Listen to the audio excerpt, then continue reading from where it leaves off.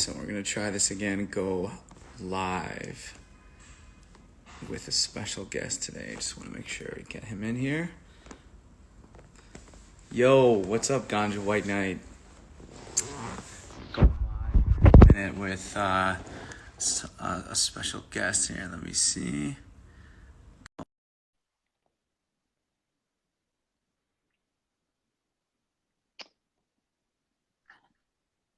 There he is. Yeah, what's happening? Synyster Gates. What's going on? How are you? Hanging. How are you doing? Good, man. Just trying to stay safe and stay at home and stay busy mentally and physically. It's been pretty difficult. How about you? That's pretty much the same.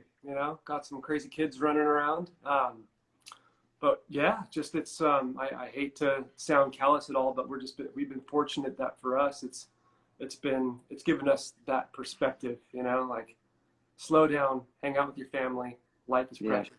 And that's all we've been doing.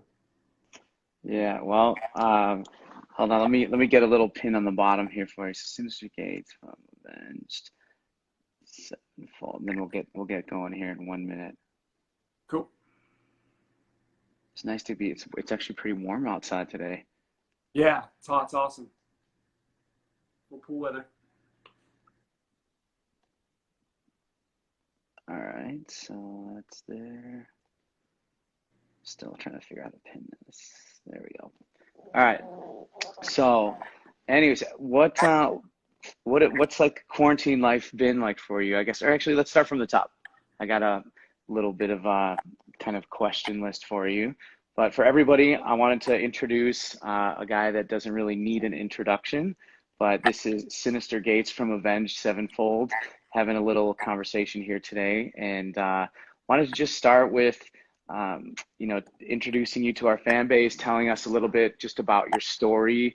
And I'll let you kind of start off. Tell us your story. Like, where were you born? Where were you from? Where did you grow up?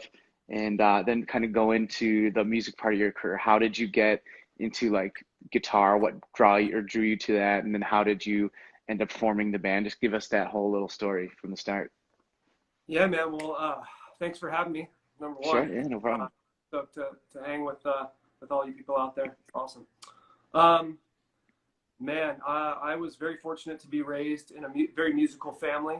My father played guitar for just about everybody, including the late great Frank Zappa and beyond. Wow, I didn't know that. Total stud, yeah. So I just kind of knew that that's what I was going to do, whether it was a confidence thing or which I don't think that it was. I think it was more that I didn't see anything else happening in my environment besides music, and centrally located was guitar. Uh-huh. And since day one, that's just what it was. And then, the pursuit to find equal-minded, equally passionate musicians began once I kind of got serious about the instrument. It just, when it's just there, you just pick it up and you fuck around, and you throw things and you break shit and you do whatever. But all of a sudden you make a sound one day, or you write a song and you're just like, uh-oh, this is real. Like the connection there is real.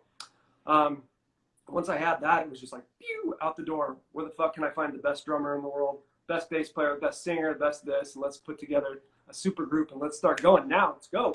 Yeah. And so that pursuit lasted what seemed like an eternity. Like nobody I knew really played. I just ended up getting in trouble, because I was just not anything else, and I wasn't really jamming with a lot of people. Then high school came along, and I got a lot of family that play. A lot of my cousins were in the jazz band, amazing virtuosic musicians, and so I just kind of like had this path kind of carved out that I just assumed I'd follow. So they were all stars in their jazz band, playing guitar, like ladies' men, all this kind of stuff, kind of funny, and I was like, that's going to be me. Yeah. And my school, however, was like, no, you're gonna have to play trumpet in the marching band if you want to play guitar. That's where our fucking bread is buttered. And so, here you go. So I sucked it up for a year, and I played, like, no pun intended, I played trumpet and marched some of the most embarrassing moments of my life. Just That's like, awesome. it's like, because the last thing you want to do is be a band geek, but that's what I was. And so I found this like unbelievable camaraderie with all these kids, and so I was like, yeah. So it stopped me kind of getting in a little bit of trouble, and then I said, I put in my dues. I had a new teacher that said, you can play guitar in jazz band. That's it. I'm like, good. I don't want to play trumpet anymore. And then he was like totally helping me out. He was letting me teach guitar school and hang and do all these things that were developing credits and goodwill and all this kind of stuff. I was having a blast about my sophomore year, and then he got fired. And they're like, nope, if you want to play in jazz band, you got to play the fucking trumpet. And I said, oh, wow. And I took off. And but in the meantime of that, I had met Jimmy, my late best friend. He passed away at the end of 2009, who was, just a hand of God, and religious or not, proverbially speaking or not, like that guy was touched by the musical hand and could write as well as he played drums, and he was just virtuosic at everything. Sounded just like Michael Jackson if he wanted to. Wanted just a voice from the heavens, but just a madman. So like we were kind of jamming a little bit and doing some stuff, but we were mainly kind of getting in trouble, which is just weird. Like everything musically that could have settled me down kind of was pushing me away, and everything that like was kind of troublesome and kind of got me into drinking and doing all that kind of stuff was Where was this? So you were growing up in California? Yeah. So Huntington Beach. I moved to Huntington Beach in about 7th grade. Okay. Met the Rev in 8th grade, and we pretty much just got in a fight in wood shop. That's how we met. He was just a crazy fucking kid. Crazy kid. Yeah. We got sent outside, told to work it out, and then he had a DW hat, a drum workshop hat, famous drum thing, and I was like, oh, you play drums, huh? And I was like, sure you do. And he's like, yeah, so let's jam after school. Let's hang out. And he blew my mind. I mean, he was 10 times the musician I was at that point, and such a cool, unbelievable character. Just fucking absolutely fell in love with him from day one of actually meeting, and that was the end of it. Then he introduced me to Matt, our singer, and the rest of the guys, and to be honest, we only got in trouble for the next 5 years. We didn't really play that much music together. I kind of moved. Only got in trouble. No, I was literally. Sounds funny. My mom would not let me go to the same school, same high school as Jimmy. She made sure that I wasn't allowed to go to school. Like he could come over, have dinner, hang out. He'd get banned from everybody's houses for a couple of weeks here and there, but he was always welcome. He was embraced as a son. He was just punished by everybody's parents. Yeah. In turn, because he was so nuts. One night he sprayed my microwave full of my mom's perfume before she got home from work, and so they could completely tell what had happened. So she bought another microwave, and I had to eat vegetables out of the Gucci or whatever microwave it was. And but for 2 weeks, it was just absolutely abhorrent. So the dude was next level. Then I moved away for a couple of years, and I came back, and that's when we all really started kind of buckling down. Jimmy had written some of the greatest music I'd ever heard. All I wanted to do was be a part of it. And then we started. Sorry, my son's trying to get in the room. Quarantine. Can't get away from the Rugrats. Yeah. So we started jamming. Oh, he knows about the other door. He's 2. This is so funny. He knows about the other door. God, the door, the secret door. There he comes. Yeah, he found it. Okay. Hey, can you go get the treat from mommy? Mommy's got you a treat. Hey, come say hi real fast, and then go get a treat from mommy. 2 Rocky candies. Let me close the door real fast. I'm so sorry. Sure. Yeah, no problem. My part.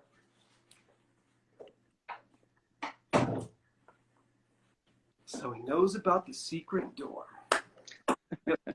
You have to get a lock on it now. Yeah, exactly.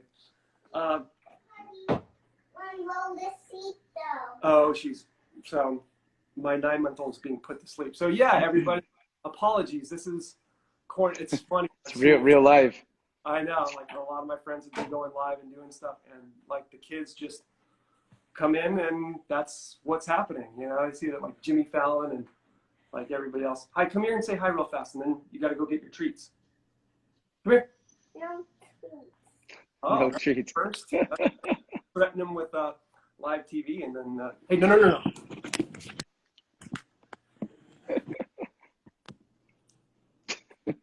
She'll be down in a second. Say hi. Hi. Husky. Happy Friday. Um, It will break, Daddy. yeah, it'll break, honey. It'll break. Wait, okay, Daddy's gonna talk a little bit too. Watch. Look at all the hearts. That light is on. That light is on. Very good. Can I touch that? You got Not a right featured so- star right here. now. Yeah, he's a stud. I Yep. Was- Okay, quiet.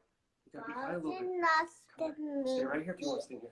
And then So then we started jamming in the actual bands at like 18 and 19 years old, and that's when everybody, was like, we've been fucking around for the last 4 years. We don't have any aspirations of college degrees or any of that kind of stuff. Let's hit the road. Let's make some music together. And we did, and the bands converged. My thing with Jimmy ended up converging with Matt's thing with Zachy. And we just started playing, touring, going crazy, and never looked back. I mean, playing for absolutely nobody. Bands like From Autumn to Ashes, I don't know if anybody's ever heard of them or anything like that. Like good dudes that would just pull up in this raggedy van from New York and let's go tour in front of 25 people. Well, 25 people? You guys can play in front of 25 people and you'll take us? Let's do it. And yeah, so that was it. That's amazing, man. That's amazing. So it's good to know the background, kind of the story, like where you grew up, because I didn't know exactly like how Avenged Sevenfold was created, or how you guys got to your starting point. So it's always interesting. So what? Tell us a little bit about. I guess your biggest musical inspirations. I mean, how about that? Like, what formed your style? I guess today. I'm sure this is cliche in some areas, although I don't hear it much, but definitely the closest people to me. I've been so fortunate, and I'll answer the question that I know you're asking, but sincerely, like Jimmy shaped me, my father shaped me, Matt continues to shape me, the band continues to shape me in ways I couldn't describe. I would love to, but it would take too long. But yeah, like just been really fortunate with those guys. But as far as like who are my guitar idols and stuff like that, when I turn on the TV and I'm like, Sure. Like guys like Slash. I must do some That's right. He gets excited. Turkey. Slash, Dimebag Darrell, John Petrucci, like tons of jazz guys. Hey, don't touch the camera, hon. Don't touch the camera. Okay, I Thank will. you. Thank you. You can say hi. Stand back. Hi. There you I was Hi. blocking you in the face. You're Wow. What So do do you like Slash? Do you like Slash too? I was spotting him. You were spotting him? Ah. New word, I don't know. I'm not usually hitting, and he's very into hitting right now. Well, Can I spot you? Spog. Okay. I think he said he's gonna spar with me. Oh, spar, yes. Yeah. Yeah. That's not too far. So let's transition into ask this question. This is something that you've lived an amazing career so far. Let's talk about some of the greatest moments. Like what stands out as like the greatest moments so far to date in your career, like that you'll never forget. There's definitely a couple. I mean, the first time we had line Download for about 80,000 people. It's a big festival in the UK. That was an arrival moment. That's when we're like, okay, we can. Some of us, I guess, it's the driving force behind serious entrepreneurs. Is like you're never satisfied, but we were satisfied by the fact that we were like, I'm fat boy. if we don't screw this up, like we're good to go. We're not going anywhere after something. Yeah. Fat I'm boy. not a bad boy. When was the first time you played Download? I'm back. And I should know that. Yeah, I'm going this way. Quite a few years ago, actually, and we played it for the second time. 2015, I think. I see you, Daddy. I see you, Daddy. 17. Time flies. Sorry, and a little sidetracked with this. It's all good, man. But yeah, so that was definitely an arrival moment. The first time we got paid, when we got signed to Warner Brothers, I think we each got like 20 grand or something like that. We were on the airplane, and I think Matt got the big email. We're all getting the payout, and like after all percentages and stuff were done, it was like a multi-million-dollar deal too. And we each got like 20 grand, and we were just like, ah! And you know, after taxes, it's just like whatever. But it was incredible to have money at the first time. We just spent it literally in 6 months buying drinks for our friends. Yeah. Can you read your cartoons or something? I promise people we limit the shit out of his media time, but desperate times. That's so funny. So you're a generous guy buying drinks for all your friends with your first 20 grand. Right. So then that was quickly dilapidated. The well was tapped very soon on, and then we started making a little bit of money on the road, and then it was kind of sustainable at that point. But I remember, you know, none of us had any money. We come from humble means. No rich families. I'm not anti any of that. I'm just saying, like, that was the first time we had more than, you know, $100 ever. Yeah. And $100 was rare. So it was pretty incredible. And so a couple of those moments, actually being able to sustain your own independence, monetarily speaking, and then playing those gigantic shows with tens of thousands of screaming fans because you wrote a couple of songs in a garage, like that's crazy. That's fucking crazy. You know, people are curing all these different ailments, hopefully coronavirus sooner than later.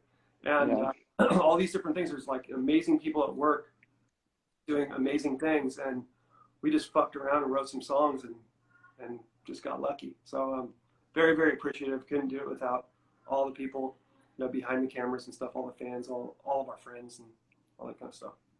Well, how about let's talk about this coronavirus, your quarantine life. So what have you been doing during this time to stay busy? I mean, are you getting extra time in the studio, or can you tell us what you're up to? Yeah, so basically, number one, it's just been family, you know. We had a nanny, and so we could, you know, work and do our different things. My wife owns an eyewear company, St. Owen. She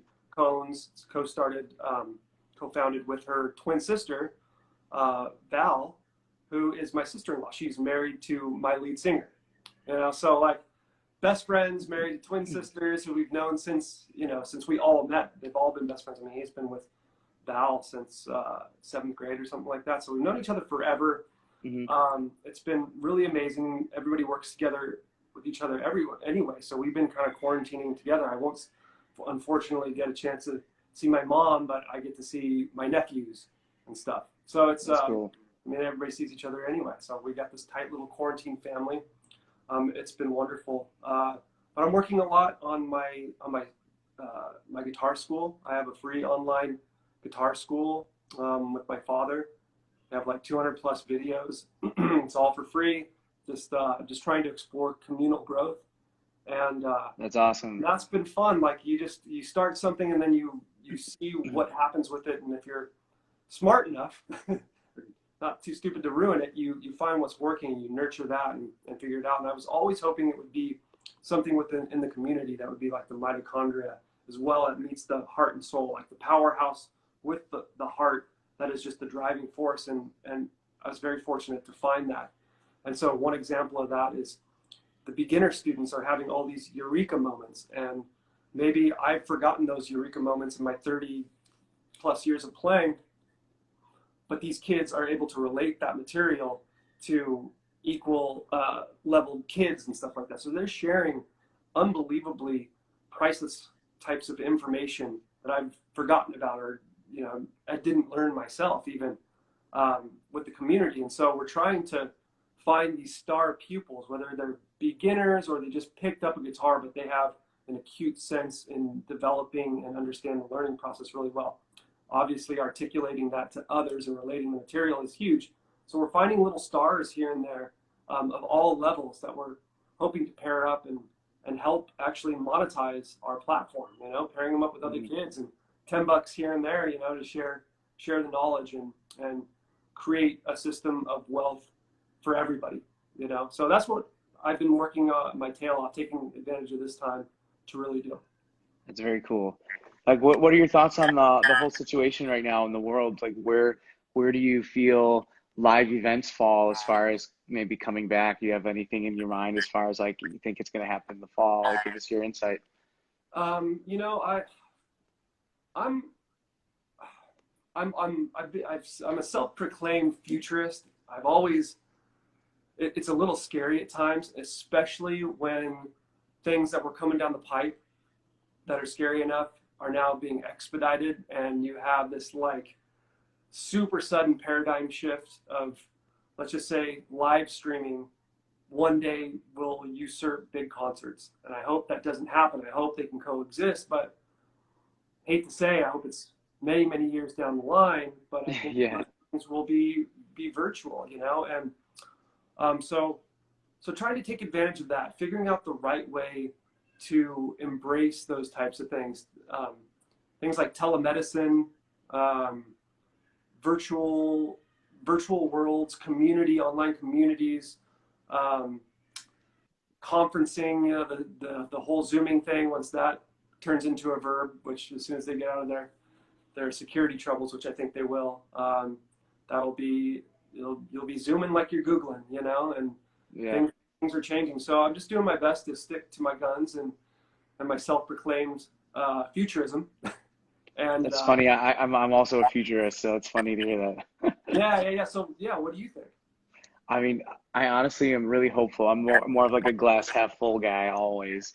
So I'm thinking that, you know, if we can take all the necessary steps right now and do everything that we're told to do and stay home and, you know, really take precaution with social distancing, that hopefully we can get back sooner than later. I'm hopeful that we'll get something back in as far as the fall or like the winter here, but we'll see. I don't know. 2020 might be a layup for live music. We'll see.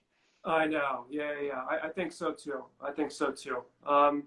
But people are going to be excited to get back to concerts. People are going to be, you know, they're already excited about music, you know, picking up new records, listening to a lot of stuff, and connecting with families. You know, I've never once Zoomed with my mom, or excuse me, my dad, or anybody really, and now it's becoming a mainstay. So Yeah.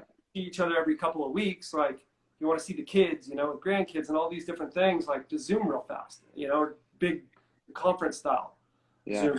Everybody's kind of FaceTiming, but that's the barrier to entry to some of those things. As easy as they kind of are ostensibly, it's really tough to download Zoom, do the account, sign in, start the thing, pass the code around, do all that kind of stuff.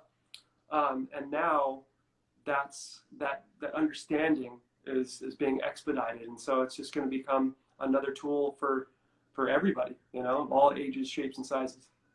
Yeah, I'm not a huge fan of all the video calls now. It's like everyone's home, they've got time, and I think every friend in your family is like, let's jump on a video chat. And I'm just like, oh man, I've had enough. You know? Yeah. I mean, you're a busy boy, so it's tough. You gotta find time for all that kind of stuff, and then when you get the rare moments, I mean, with kids, it's just impossible. The rare moment of like 20 minutes for yourself, like the last thing you want to do is, I'm sorry to say it, Yeah. television, kids, but you just talk to anybody. You just want to maybe even get on your phone and check out what's happening and put on TV or something. But yeah, so I totally get it. But then once you're on with them, then it's like, this is great. But yeah, on the other hand, this has been a really valuable time, I think, for creation. I mean, I've been doing an interview now almost every Friday with different artists from different genres. You're the first rock and roll guy I've been with here.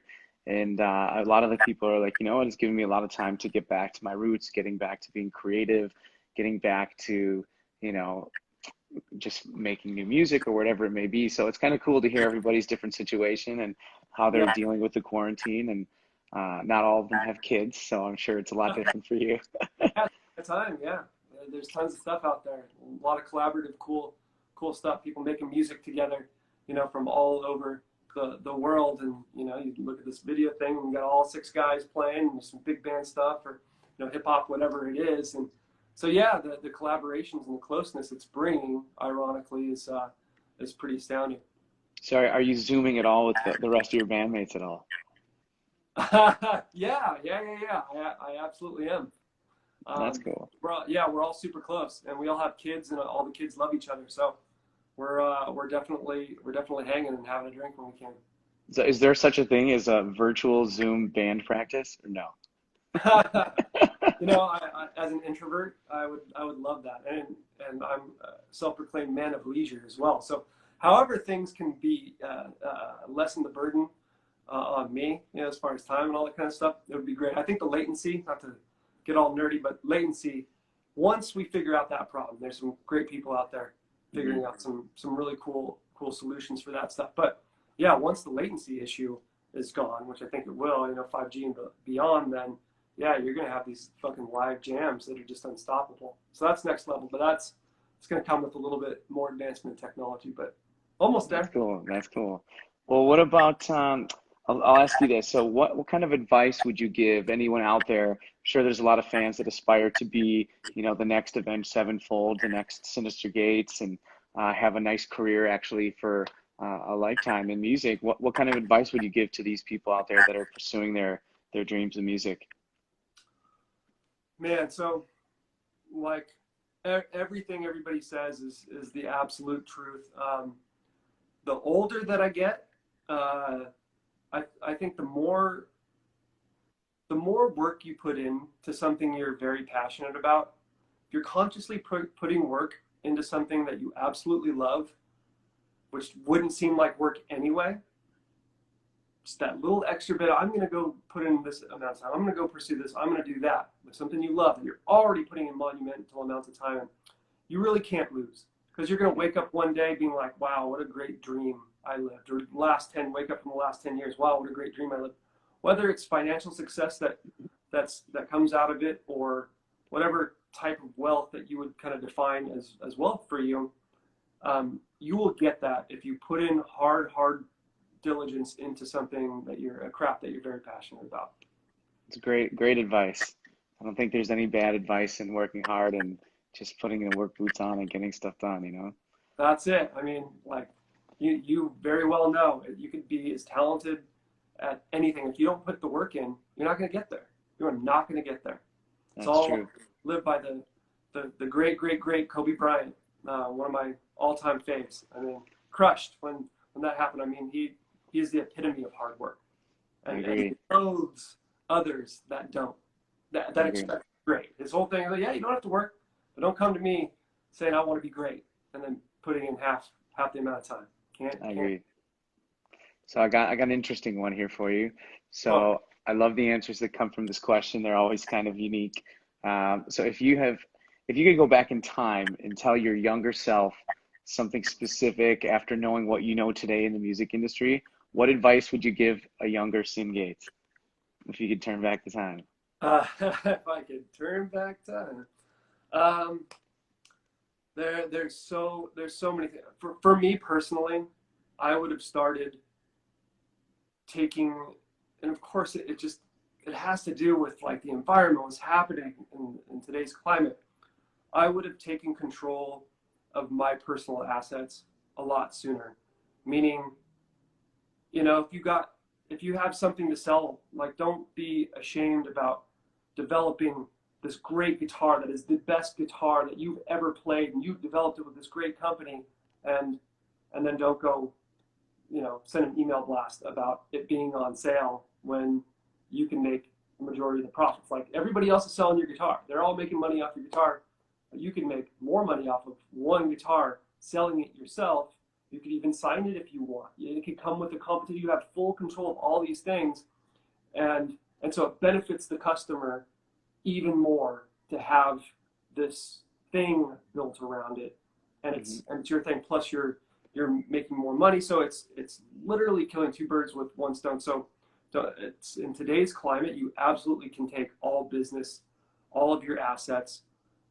Don't give shit up unless you can. I mean, people like you guys, I love what you guys are doing. You guys are democratizing this industry. I hate to give away certain secrets, you know. I'm sure you'll love it, but like, you know, when we started talking, it was like, dude, how are these people fucking making unbelievable clothing, merchandise, and with these low MOQs, which is like minimum order quantities of like 100. So you don't have to spend, you know, $100,000 and then on 1,000 units and not sell those things, be stuck with them. I mean, if you make 100 and you're you know in the hole for 10 grand and not one sell, it's not that, but you've created this amazing thing that's just like, it's not oversaturating. You're just like, here is the coolest, you know, let's just say a bomber. Yeah. And it's the coolest thing you've ever fucking put on and worn and touched, and it came from your fucking loins, and you're giving it to this person, but it's not like, I got a fucking 1,000 to sell, so how am I gonna, you know, like cheat the system, oversaturate promo media, all this kind of stuff. So, I mean, democratization is the mode de jour, mode de something, whatever it is. Yeah. Democratization. So go out there and just fucking take the power into your own hands. That's cool. That's cool. Well, let's move in. I don't know if you want to mention any upcoming exciting things you got. If not, we can just transition and go do some questions from the audience. It looks like we might need to look at Portuguese language here though in a minute. That makes sense. Yeah. Let's answer some questions. Yeah, let's see what we got. If you guys got any questions, go to the bottom, let us know, and we'll take some live questions right now for Synyster Gates here. Let me see if I can find some in the back. I saw, oh no, I thought that was in English. Got a lot of international fans, man. It's impressive. Yeah, we're very fortunate. Very fortunate. Come to Turkey. Yeah, a lot of Portuguese, a lot of Indonesia, a lot of languages I don't recognize. But it's very, very cool, man. Very humbling. Then will you collaborate with John Petrucci? I like that one. That's cool. Yeah, go into that one. One of my faves. He's one of my faves.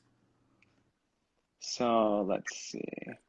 Yeah, tell us a little bit about your guitar school. Someone said that they wanted to know where to get to it. Yeah, it's at syngates.com, syngates.com. Amazing community. Just get on. I just employ everybody to get on the forums and start talking to people, because that's where you make the difference. It's all about the nuance. I'd be a piece of shit if I were to say that even my 200 videos will get you to where you want to be. If your goal is to be me or Slash or a great studio musician or whatever, I mean, you need experience. You need to connect with other people, and that's where communities. You're not going to get those from videos. That's like an encyclopedia, you know. But you're not going to become a doctor by, you know, fucking being well versed in the encyclopedia. You got to get out there and you got to fucking open up somebody's fucking brain and take a look, you know. And the best way to do that now, without sitting in a room with people, which is obviously the best way to do it, is getting into these forums and don't be shy. Cannot be shy. You have to lay it out on the line. You really do. Here's one cool one. What was the first song you ever learned on guitar? Mine was "Come As You Are" from Nirvana. So what was yours? That's great. Yeah. That might have been my second song, actually. That's funny. It's a good one to learn, yeah. Black Dog, I think, was my first, from Led Zeppelin. I begged my dad to show it to me, and it's just way over my head at the time. And he's like, no. So after a week of pestering him, finally did it. Couldn't play it at all, but I mean, I was super diligent, and within a couple of weeks, I was playing Black Dog, and I think I was like 7 years old or something like that. Wow. Putting in the time. I put in the fucking time, and then he's like, okay, and then he started showing me whatever I wanted. It was really, really cool. It's so funny. I think I learned Nirvana, "Come As You Are." Then I learned Stone Temple Pilots, "Plush," that little chord in the top. Yes, yeah. And then my first actual real chord song was "About a Girl" from Nirvana. So easy. Amazing. Yeah. I used to play that on stage with my brother. My brother has an amazing voice. I think I was like 12 at the time, and he was 10. He would wear his little beret. He had like hair like Elvis and stuff, and he'd go up there. Yeah. Fucking. That's so funny. Yeah. Well, I'm very grateful that you got to be able to come in with us and check out, you know, this little interview series that we're doing, and we got to see what you're up to during the quarantine, man. Really appreciate it. And, you know, I'm sure all the fans are happy to see you and know that you're alive and well. So, Alive and well. Yeah, family time. yeah. So you check out syngates.com, get to his guitar class. Anything else you want to say to the fans before we get out of here? Miss you guys. Miss you guys for sure. Can't wait for quarantine to be over. Yeah, me too, man. Well, listen, have a great weekend. Stay safe, and we'll be in touch, man. We'll talk to you soon. Awesome. Thanks, brother. Yeah, thanks, man. Appreciate it. You too. Take care.